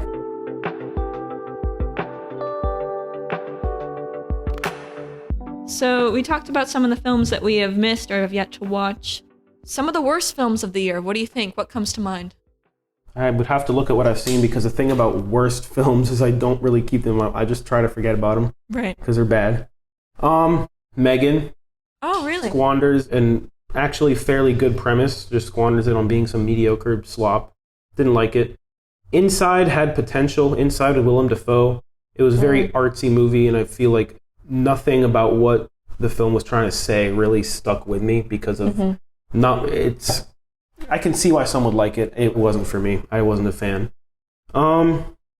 Transformers: Rise of the Beasts. I should have known that was a disappointment. I mean, I was a kid. One of the first movie franchises I ever got into was Michael Bay's I always have a soft spot for Transformers. And so nostalgia baited me into going to see Rise of the Beasts, and it just sucked. I mean, it's nothing I shouldn't have expected. You know what I mean? Right. But the kid in me was like, no, Transformers, go watch it. Mm-hmm. Did you ever see Mission Impossible: Dead Reckoning? I have not seen a single Mission Impossible movie. Still? No. I was going to try, but then Oppenheimer came out on IMAX. Fuck it, I'll save that for another day. Like, I'm going to go watch this. Renfield, I briefly mentioned, was a disappointment. It takes what should have been a campy, fun movie and tries to take itself a little too seriously. For some of the time, it was a very imbalanced, choppy movie. I wasn't a fan. I see The Flash is on there. Is that a worse film? What do you think of that one? Yeah, The Flash was an embarrassment. Oh. It's just sad. I mean, how was a movie like the? I don't even know where to begin with The Flash. It was in development hell for years, and Ezra Miller's a whole other podcast. What the hell has Ezra Miller been up to in those years? It's just just an embarrassment of a movie. The problem is that Ezra Miller as the Flash is actually he's pretty charming. I mean, I think he does kind of capture what makes the Flash an interesting character. But it's just that character it was just a badly produced movie all around. The third act it was embarrassing CGI all around. I saw something on Twitter. It was like very weird. Very bad. Yeah. But the entire third act final battle literally looks like it's taking place on like a Call of Duty map on a video game. It's disgusting. It's just bad. It's a DC movie. Yes. Like, how? I don't know. No Hard Feelings. I see you saw that. I told you I saw that the other day. I thought it was pretty funny. Like, I laughed watching it. Really? It was creative, but I didn't feel like as if they were building the foundation for a lasting friendship the whole time. Mm-hmm. I don't know if I wanted them to end up together, but I don't think I did. But I don't know. I just felt like I definitely liked it was smarter than films of this genre. And he wasn't like just found out like, oh, you did this, you set this up. He caught on, he spun it a little bit. I appreciated that aspect of it. And then it went on a little bit further. I liked that. It was a stronger comedy in more recent years, but yeah, I wasn't seeing a real deep foundation of friendship being built. I agree with pretty much like everything you just said. It's a movie that I'm never going to watch it again. I mean, it was just an average comedy to me, but I respect it. This movie has no right being greenlit and made in 2023. This felt like such a throwback style of comedy. All the comedies that come out these days are straight to streaming. You know what I mean? You don't see comedies, genuine, just unforgettable. Like, yes, we're a comedy. We're not trying to be social satire, political. We're just trying to be fucking funny. Yeah. And this movie, I mean, I didn't laugh probably as much as you did, but... Well, I didn't laugh too much. It takes a lot for me to laugh during a comedy. Okay, so yeah. I laughed a few times, and a few things in my mind, I like, oh, that's funny. I respect it for existing. You yes. know, I mean, it's an inoffensive comedy that came out in theaters and didn't hit streaming for a while, and that alone is good enough for me. Inoffensive comedy. That's an interesting way of putting it because, yeah, there aren't as many comedies anymore because of people taking offense. And that one really, it's a comedy that's, you know, as you said, we respect it for existing. Yeah. I respect it for taking a spin off the comedies that, as you're saying, the 2000s type, and took it a little further, smarter. But inoffensive, yeah, it really, I don't see how anyone could get offended by watching that. You can't get offended. I mean, yeah, it's offbeat, it's Jennifer Lawrence and some kid, but you can't get offended watching this. No. If you can, then you got problems. I don't know if I'd say Asteroid City was a disappointment. It just didn't... I don't have an affinity for Wes Anderson's movies the same way some people do. Like Daniel? Daniel loved... Even he didn't like Asteroid. We watched it together. He did not like Asteroid City. Oh, this is a whole other story off the podcast. But the only appeal for it for me was the cinematography, the look of the film, the color palette, and Scarlett Johansson, because I do love Scarlett Johansson. Yeah, it's a stacked cast. Absolutely stacked. And I like Maya Hawke. I really like her. Yeah. I wouldn't say this was a letdown. I mean, I knew going in. I was like, okay. But I'm happy to hear that you have a similar opinion on Wes Anderson, because I thought maybe, because we are similar in our interests, especially with Nolan, I was always curious what your thoughts are on Wes Anderson. So I haven't seen enough of his movies to really have that strong of an opinion. I mean, obviously, you know, his focus on direction is for the sets and the colors and the cinematography and his symmetry, and I respect it. I mean, I always kind of look for a story first in a movie, and it's clear he doesn't always prioritize that, which is fine. He's just I'm not the target audience. Yeah. His movies are made for a whole different kind of person than me. Mm-hmm. So, whatever. I watched it and respected it and didn't like it, but I was like, I was never going to like it. I just wanted to watch it for, you know, what it had to offer visually. Mm-hmm. Blackening was pretty good. Equalizer 3 was pretty good. Dumb Money might be one of the biggest disappointments of the year. Really? Cole loved it. It was not the tone that I was the tone was actually fine. It was a lazy script. It felt like a Hallmark movie almost. Oh no. Some of the dialogue was just so cringy, and I'm like, wow, what the hell? But I won't say it's a horrible movie. I'm definitely not revisiting it. I was looking forward to that. I was like, dude, this movie's going to be so good. I can't wait. Mm-hmm. And it wasn't.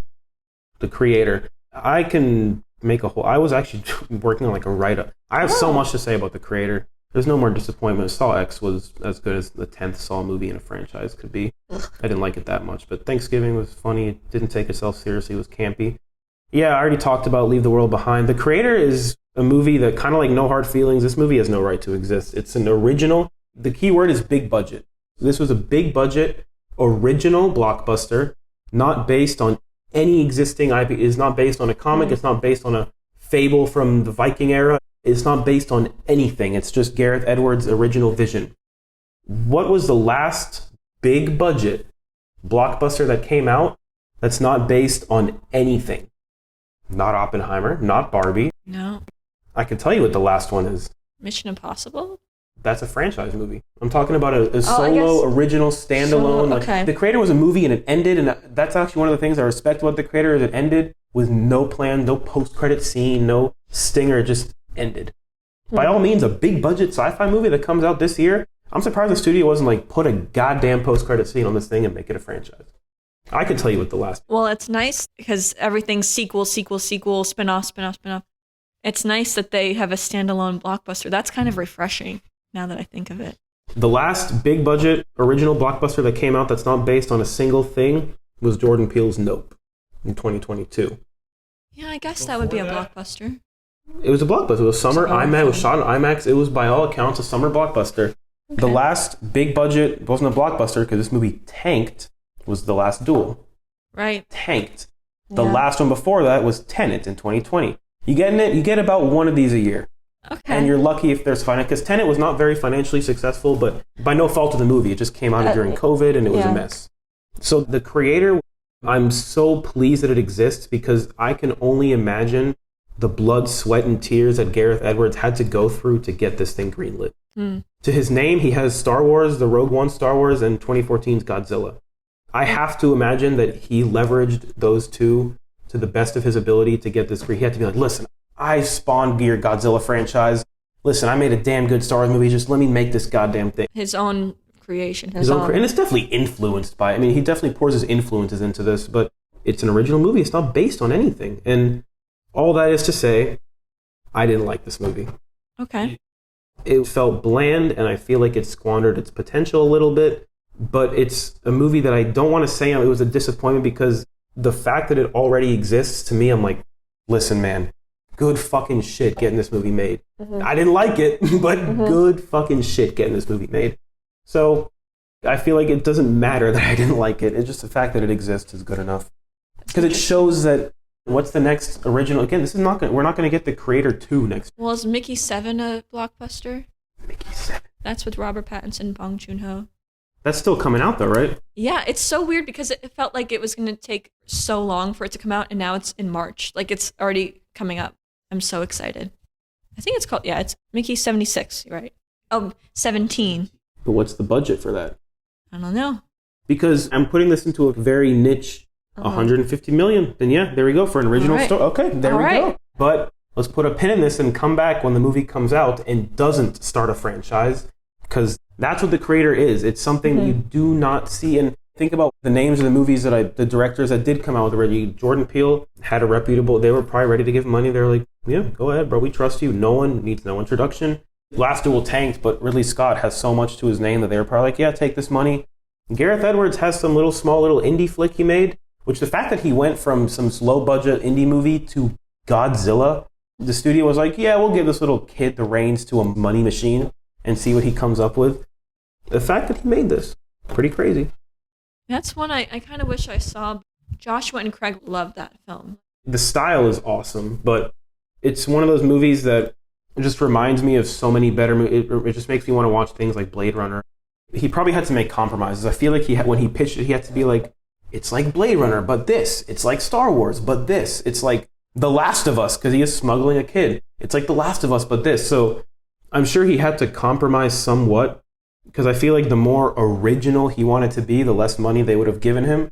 So he probably had to find a happy balance where he's pitching and he can reference successful movies to be like, yeah, it's like this movie that made a bunch of money, but I'm just doing this to it. Oh, yeah. How bad can that be? In this film I read was it pro AI? So how did you feel about the AI portrayal? It makes a case for like AI being human. It's like AI has feelings just like us, and it lives. I mean, it's definitely dystopian. It didn't go in the direction that I kind of wanted it to go.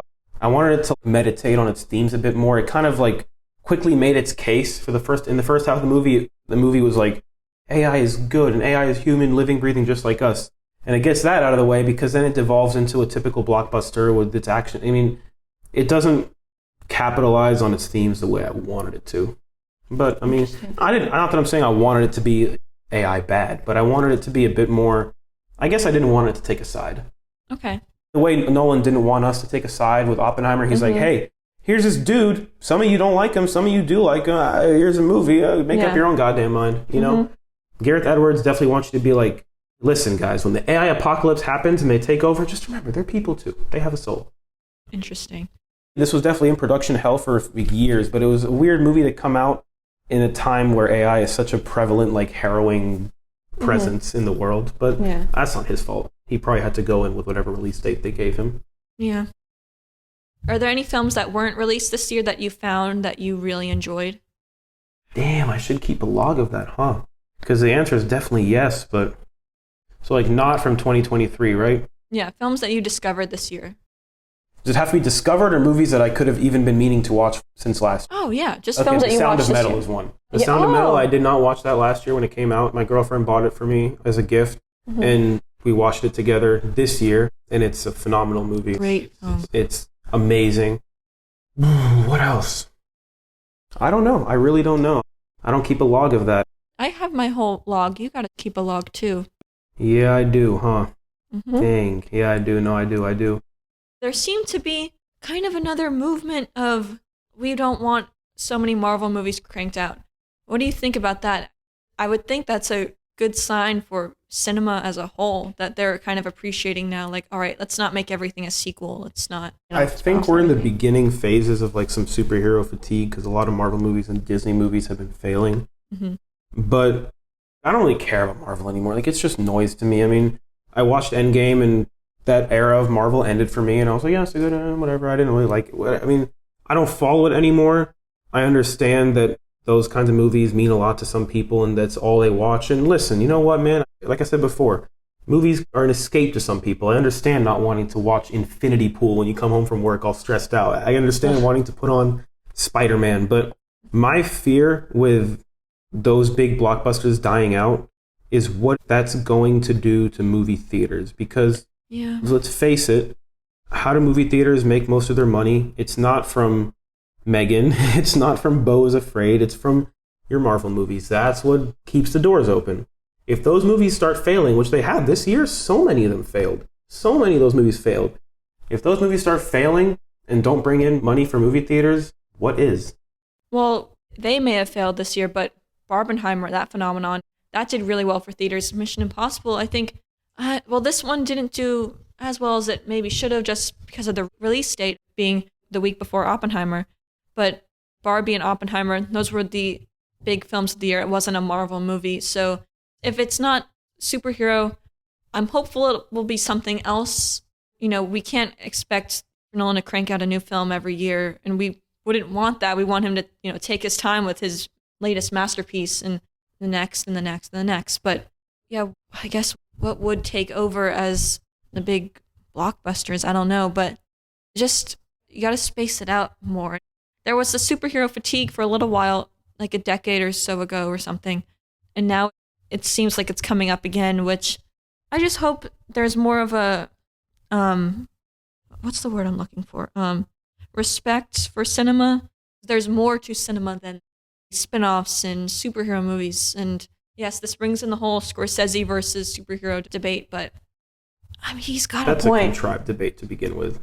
People took one line out of isolation and said Scorsese hates Marvel movies, and that's not what he said. He said they are roller coaster rides. Yeah. Which is 100% fact. It's entertainment.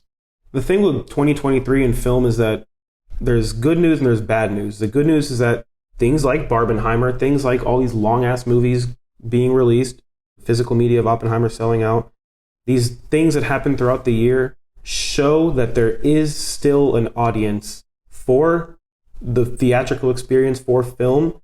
However, the bad news is that voice is that voice really big enough to be the savior of film? I don't know, because Everything is about money. Everything. Even Nolan, and let's be honest, every single thing in this world is about money. I mean, the reason studios give all this money to Nolan is because they know it's going to be a return on investment. They know it's not a risk. They're like, Nolan, you want to make a 3-hour movie in black and white about people talking? Fuck it. Sure. Because you're going to fucking give us our money back. Why not? Universal gave him such a great deal. Nolan and his team literally made Kodak invent a new type of film. Yeah. They're like, Kodak, do you have black and white IMAX film? And they're like, no. They're like, can you make it? They're like, oh, it's going to be expensive. They're like, that's not what I asked. Can you make it? One of the last director to make a company as reputable and established as Kodak invent a new type of film. I fear for the future of film because I know the voice exists, and it will be so sad if that voice is swallowed by just these business owners, these people who are the suits who run the studios, who are just crunching numbers. I mean, we've seen now completed movies can just be dragged into the trash. That Batgirl movie was finished, and it was going to come out this year. And David, whatever his name is, was like, oh, let me just drag that file and put it to the head of HBO? Yeah, I think. Zaslav, yeah. Yeah. We've seen the completed movie. That's terrifying. I mean, the Batgirl movie was probably going to suck, but people still wrote that. People still worked on it. That movie had hundreds of people on crew working for it. And this one dude who was just sitting in his CEO chair said, it's a tax break for me. Same guy who really thought about discontinuing Turner Classic Movies. So I am not so thrilled with him. Scorsese, Spielberg, and PTA went on a call with him, an emergency call, as it was reported. Wow. And they are now helping out with the schedule, what's playing. I'm very grateful for those 3 filmmakers, but that was a concerning few days for that to be going around. That's the thing.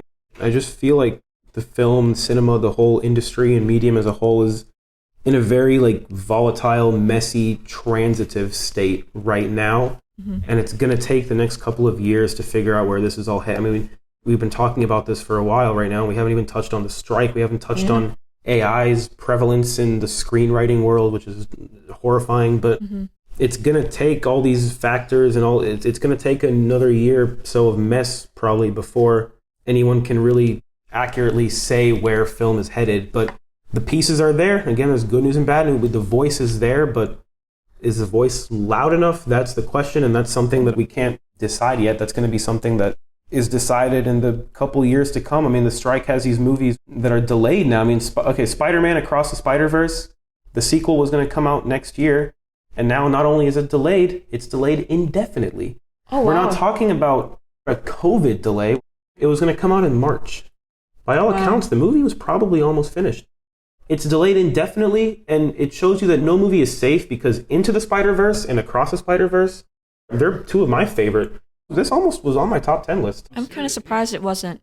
Because it's not a complete... Did you watch this or no? No, but everyone keeps telling me it's one of the best films of the year. It's one of the best, but it's hard for me to put it on a top 10 list because from start to finish, it's not a complete story. It's a very much a part 1, and it's a cliffhanger. Oh, okay. But it shows you that no movie is safe because these 2 extremely successful movies come out, makes tons of money, and now the 3rd movie in your trilogy, the ending is going to come out, and even now you can delay it indefinitely. Nothing is safe. No movie's safe. It's like the Fantastic Beasts series franchise. Oh my gosh. We don't know. There were supposed to be 2 more, and now we don't know. Now just axed. Yep.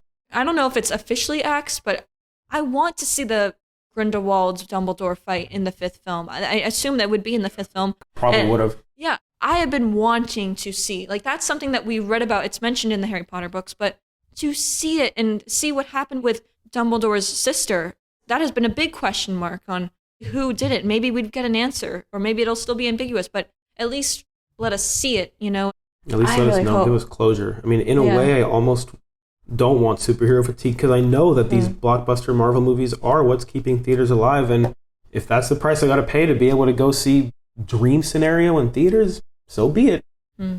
Granted, I don't keep up with Marvel these days anymore, but what seems to me happen is that Endgame happened and put a period on the first 20 Marvel movies ever, and then we're like, all right, guess we're going to be able to do the same thing again. We're going to be able to introduce a bunch of new characters, and everyone's going to be invested again, but the writing isn't there anymore. I mean, granted, the writing was never impeccable. These were obviously superhero movies at the end of the day. Yeah.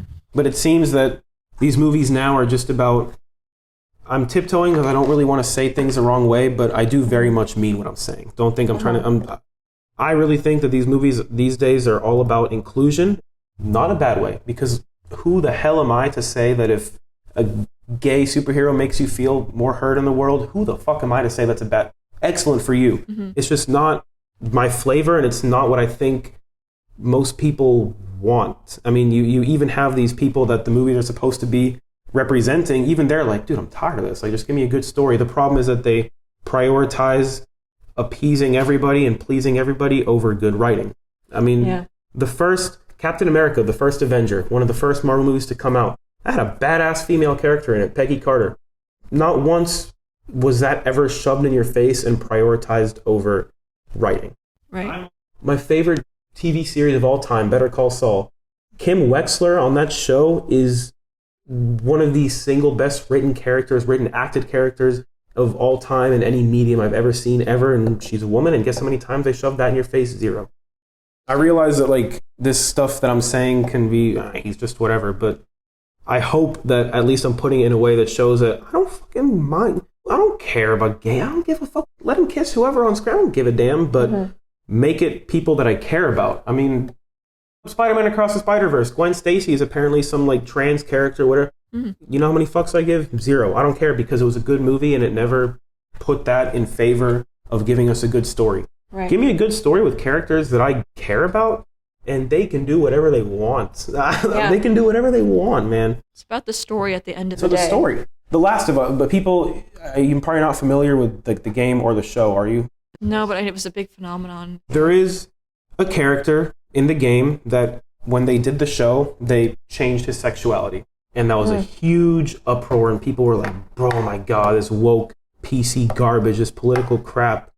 I loved it because it was a beautiful story. It was that episode, it was the longest episode of the show, and it just, I could tell early on, I'm like, whoa, they're going to change. I'm playing this game right now. I played this game like 4 or 5 times. I love it. It's so near and dear to my heart. But if you're going to change something about it, I don't mind. Go ahead, but justify it. And they did. In that episode, I was like, his name is Bill, the character. They took something from the game about Bill.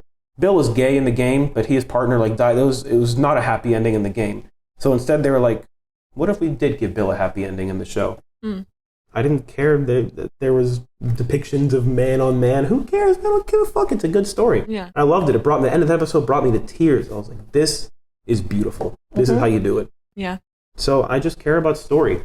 And I think that that's what these studio execs are slowly starting to realize now. They're like, damn, all our Disney and Marvel movies are failing. We're trying to make everyone happy. Maybe we should go back. So I think we might get some good superhero movies in the next few years. And that'll generate the money for smaller directors to put their movies in theaters too. Sorry, I went off on a huge... That's okay. I mean, the Batman's 2025, right? So we have a little wait. For now, until it gets delayed again. I mean, Dune Part 2 was going to come out in November. Twitter is up in arms about that one. Yeah.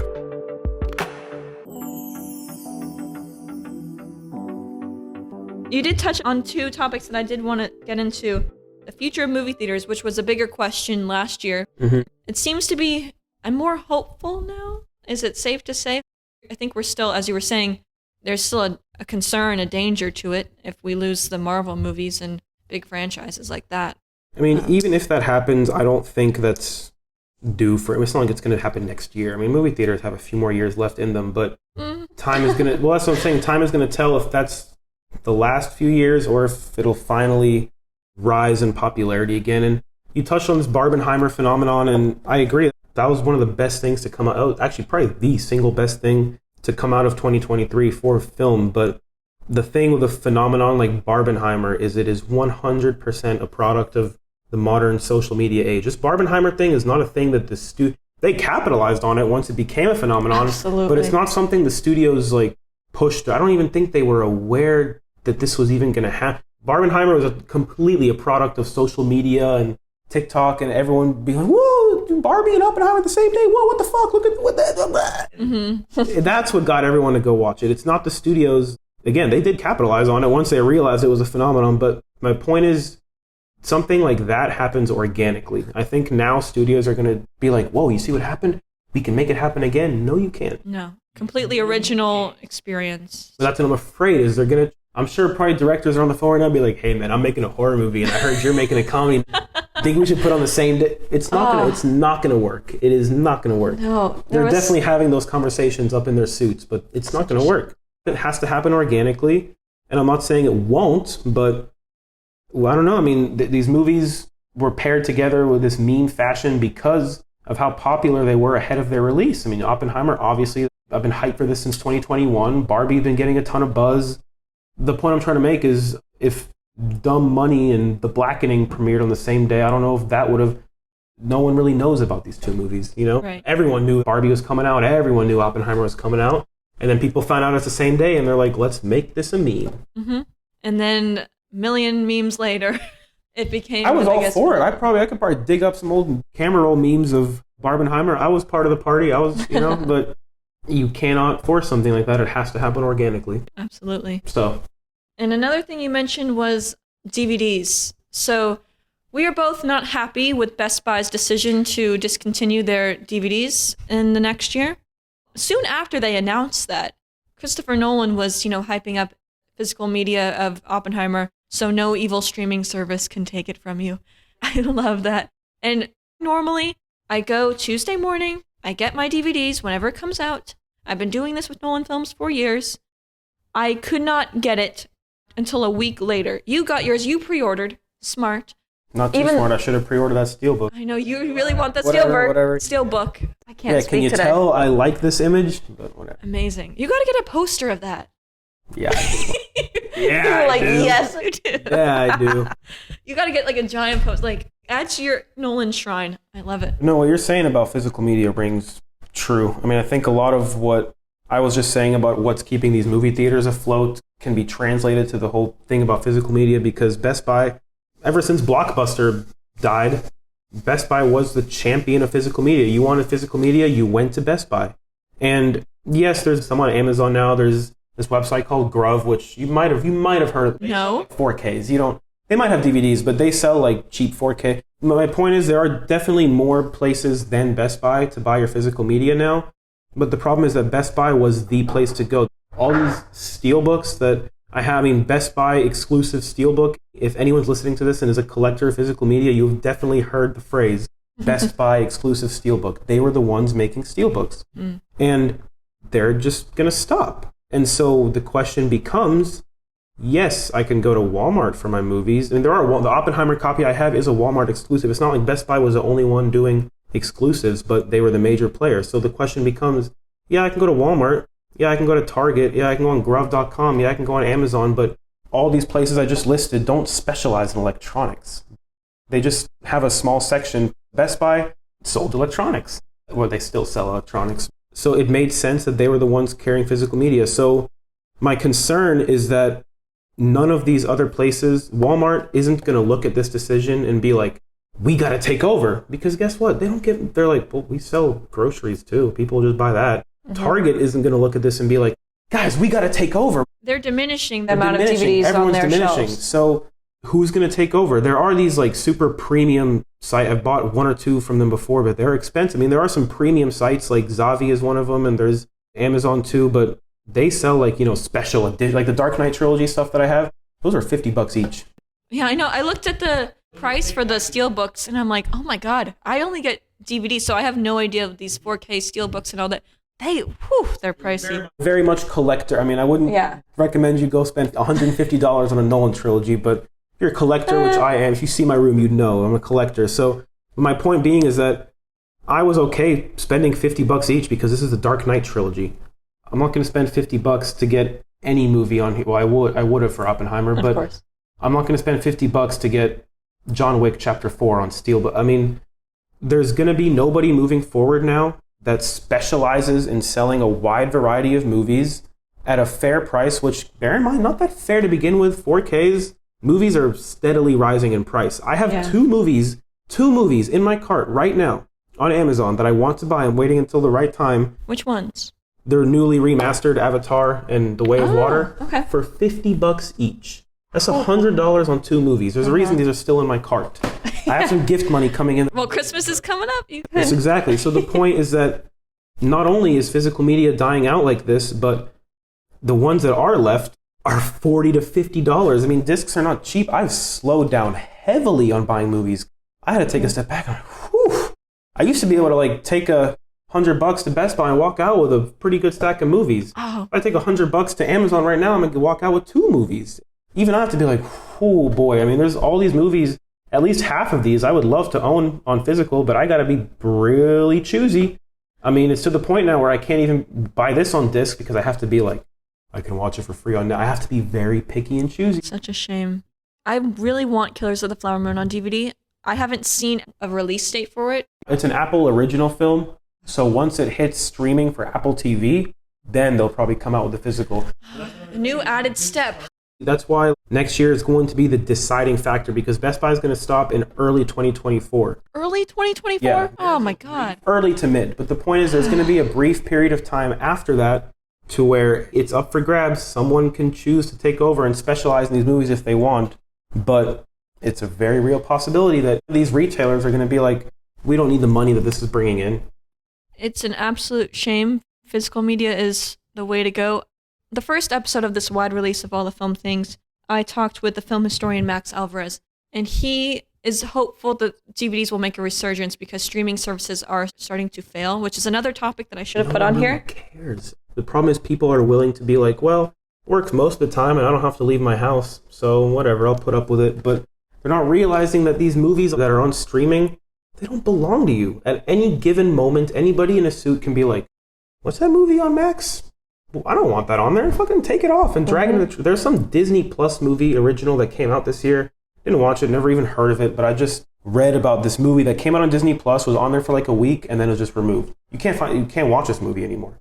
That's part of the concern, that you cannot get access to a lot of films. It's already tough to find older films that you want to watch anywhere. But for newer films, if they're off the streaming services, they're original, there's no physical copy of it. Where does it go and then? It's like extinct. I mean, just imagine for a second, Oppenheimer came out 3-4 years from now, right? Once Best Buy stopped selling physical media. And so Oppenheimer... You're already scaring me with where you're going. No. It had its theatrical run. Sure. We saw it opening night. But then it's time for the home release. It only comes out on streaming. And then what if a year after that, the head of Max is like, they've had Oppenheimer long enough. Axe that shit. There goes Oppenheimer. You cannot at all watch it. You gotta hope that some kid from the Philippines fucking torrented that shit or something and put it up low. You know what I mean? You have to hope that the next Christopher Nolan might not get a physical release. Okay, don't stop. Stop right now. Stop. Like, what? I might cry. No. This is like Leave the World Behind type scary for film aficionados. Yeah. I mean, they're going to be champions of it, like Nolan. They're going to be champions of it. Tarantino. One of these days, all these people are going to make their last movie and they're going to hang up their hat and be like, it was a good run, audience. The future is in your hands. Back in the day, Nolan was these guys were all emerging filmmakers that are now pioneers today, but there has to be a steady flow.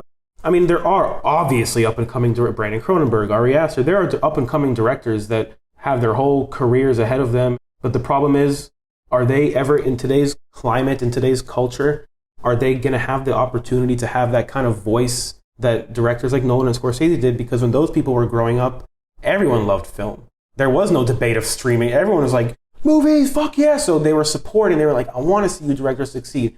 But now, do people really, I mean, the majority of audiences, they're going to scroll and they're not going to look at who directed them. So my thing is there enough push for, like, obviously people like me and you want these directors to succeed and we want to help them, put them on this platform, but is the wider audience ever going to feel the need to push these directors to have the kind of voice to where they can have the authority to be like, fuck you, I'm putting my movie out physically and you can, you know what I mean? Mm-hmm. Is any director ever going to force Kodak to invent a new kind of film while me and you are alive? I mean, this is the kind of stuff we got to think about because we're heading in a direction where people are okay with content, and it's very scary to say this, but people are more and more okay with content not being original or even real. They can look at an AI-generated image and be like, that's beautiful, but who fucking made that? I mean, Tim Burton, when he saw the AI-created images of, was it something of his films, maybe it was The Addams Family, something, he was just like, they're soulless. They are soulless. Right now it's soulless because this whole AI stuff has been around for a year, a little over a year. 10 years from now, is it going to be soulless? I know you probably want to curse me for even asking this, but in 10 years from now, if I take this image right here and show you the real thing, and then I say, hey, AI, generate the IMAX poster for Christopher Nolan's Oppenheimer, and I should put it next to you, in 10 years from now, you think you'll be able to tell the difference? You want to say yes. I want to. I want to say yes, but in reality, will you? That's the concern with AI. That's so the much concern. A lot of concerns. That's...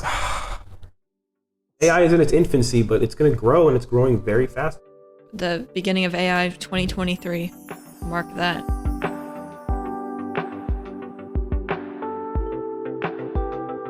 What films are you looking forward to? In 2024? Yes. Let me do a quick search.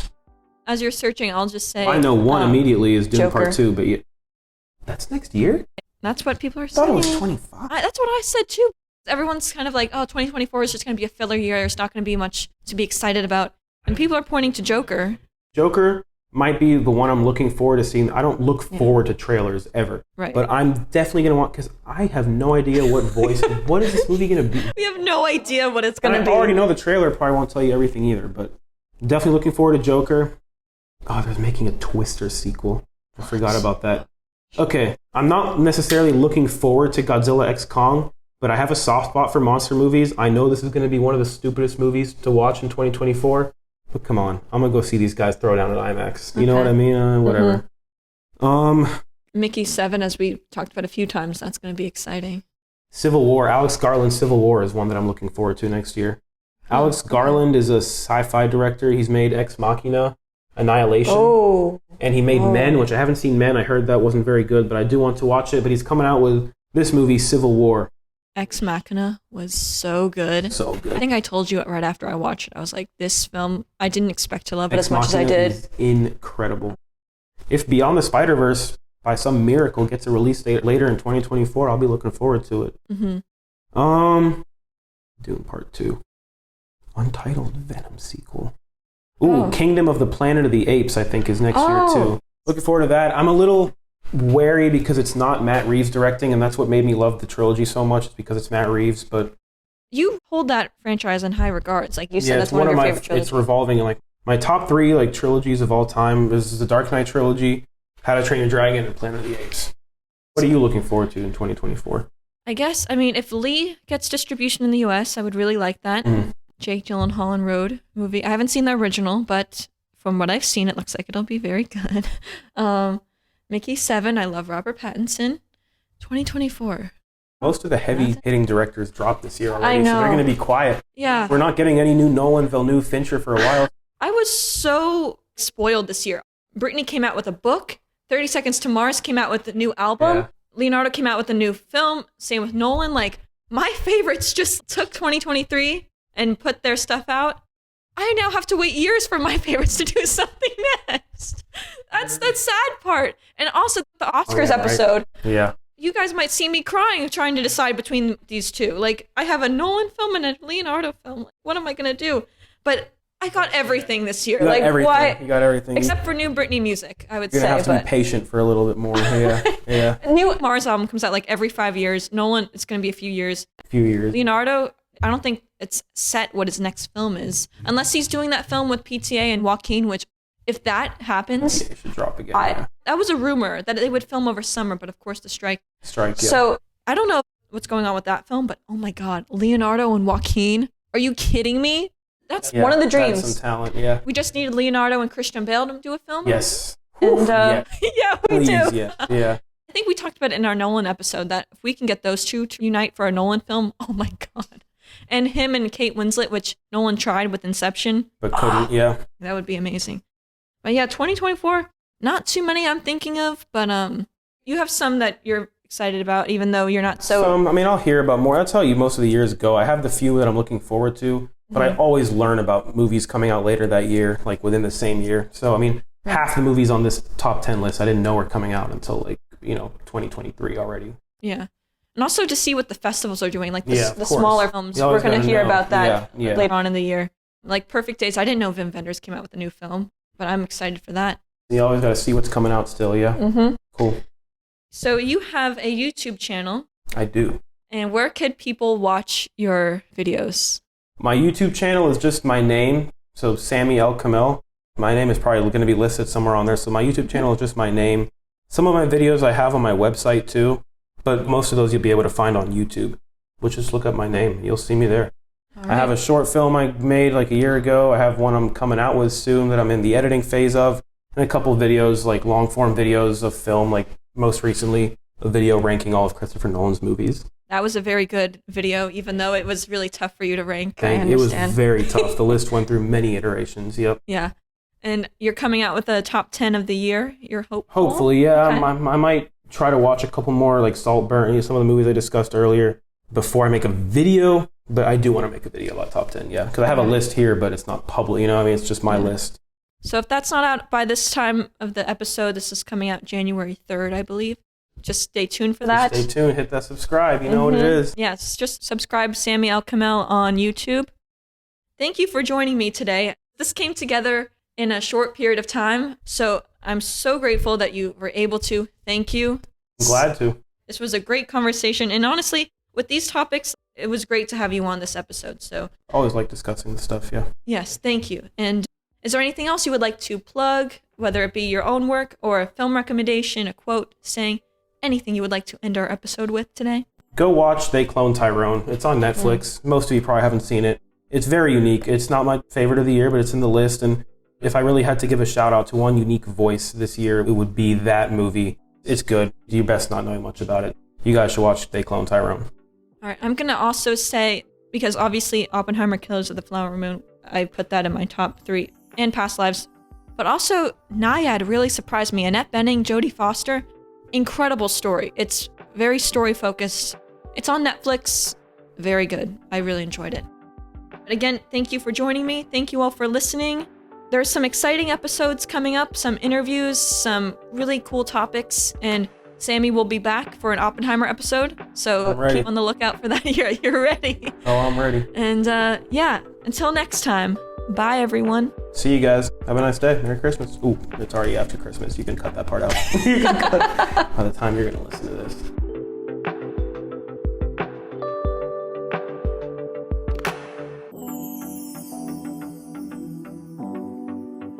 Special thanks to Samy El Kamel, Caitlin Fitzpatrick, Jackie Wathen, and Cole Echeverria. This episode was recorded on December 23rd, 2023.